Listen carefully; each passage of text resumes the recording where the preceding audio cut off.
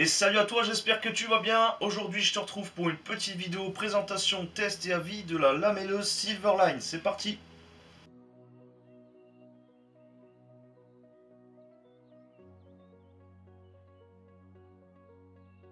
Après ces quelques caractéristiques techniques, je te propose de t'expliquer comment j'ai réglé le jeu dans le guide de la lamelleuse.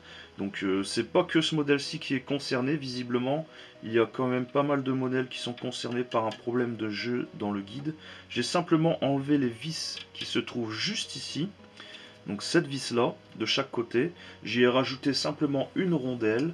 Je les ai bien resserrées et puis terminé. Plus de jeu dans le guide. Voilà, je pense que les vis d'origine c'est quand même débile, mais elles sont trop longues pour serrer suffisamment le guide correctement en fait. Ils auraient peut-être pu y penser, c'est vrai, mais bon, c'est facile à régler, il faut pas s'inquiéter. Alors avant de commencer les tests, on va parler un peu de pourquoi j'ai acheté celle-ci et pas une autre. Au départ j'étais plutôt pour acheter la DeWalt, tu vois la lamelleuse DeWalt, mais j'ai quand même décidé de regarder un peu vers les lamelleuses plus petit budget. Mon choix s'est arrêté sur la Heinl et sur la Silverline qui est juste ici. Pourquoi j'ai choisi celle-ci? C'est parce que simplement je la trouvais mieux profilée, pour moi en tout cas, c'est mon avis. Et je préfère le fonctionnement par gâchette plutôt que par bouton poussoir. C'est juste pour ça que je l'ai acheté. Celle-ci elle ne bénéficie pas de mallette, la Heinl a une mallette, mais j'ai quand même préféré celle-ci, tout simplement. Après, il n'y a pas une grosse différence de prix, il y a environ 5 € d'écart. Celle-ci est légèrement plus chère. C'est toi qui vois. Alors, avant de commencer le test, je tiens à préciser que ce n'est pas une vidéo tutoriel. C'est simplement une vidéo présentation, test et avis, comme il est indiqué dans le titre. Donc, je ne vais pas t'apprendre comment te servir des machines lamelleuses. Je vais simplement te montrer le test de ma machine. Donc je vais assembler ces deux chutes de bois à plat. Donc on va simplement venir se placer comme ceci. Tu vois, j'ai fait mon petit repère juste là, et on va assembler donc ces deux chutes de bois ensemble avec simplement une lamelle de chaque côté. Ça suffira. Donc je me place comme ça sur le bord de l'établi.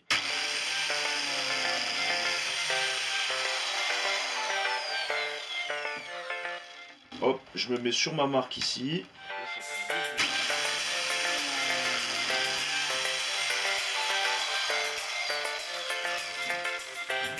Pareil pour celui-là. Je l'ai pris comment? Comme ça. Donc on va le mettre comme ceci. Et là tu viens pareil, tu fais ton encoche.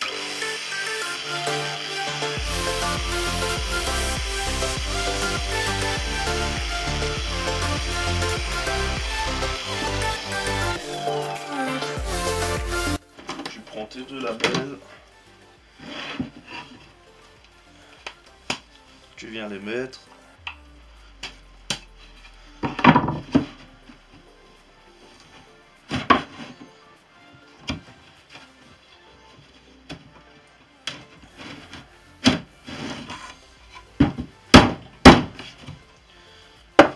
Voilà. Un petit coup de maillet si besoin.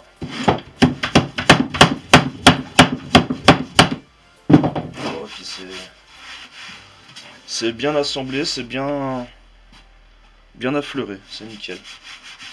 Donc je vais faire un deuxième assemblage à la verticale cette fois-ci.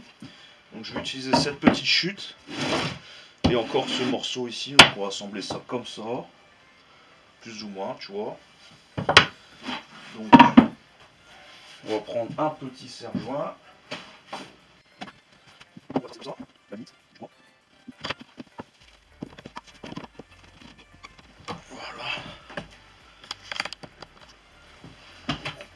Et on va venir faire nos lamellages juste ici.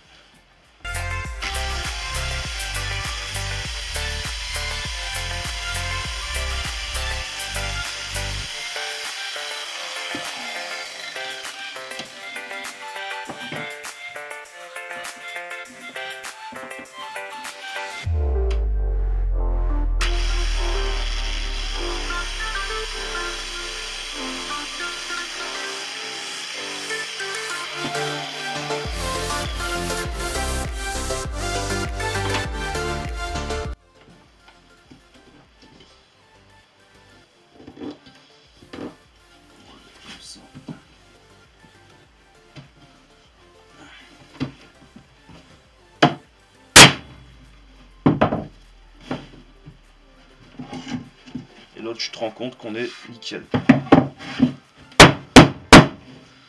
Voilà.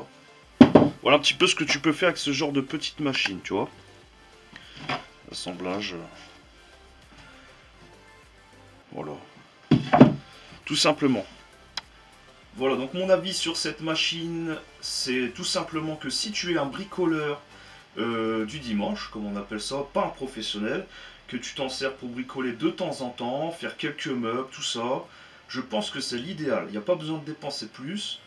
En tout cas, c'est mon avis. Après, ça n'engage que toi. Si tu veux faire plaisir, fais-toi plaisir. Mais il y en a assez. Franchement, pour bricoler, c'est largement suffisant. Moi, perso, ça fait environ 1 an et demi que je l'ai. Je m'en sers essentiellement sur du bois tendre et occasionnellement sur du bois dur. Mais c'est quand même assez rare. Et ça me suffit largement. J'ai réalisé plein de trucs grâce à ça.